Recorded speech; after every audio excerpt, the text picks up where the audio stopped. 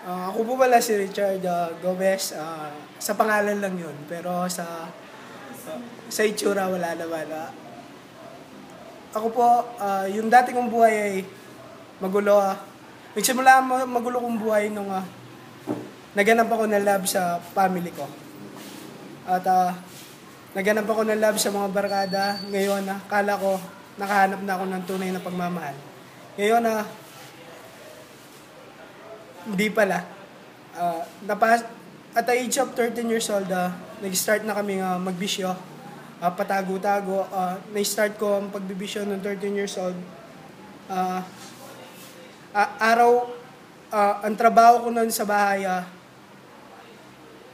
uminom, manigarilyo, matulog, makipag-away. Kala nga nila may trabaho ko sa barangay pero wala naman. Araw-araw ako sa barangay, hindi naman ako empleyado doon. Pero lagi ako doon dahil sa gulo. At nagpapasalamat ako sa Panginoon na binago niya ako. At ngayon, ginagamit niya ako bilang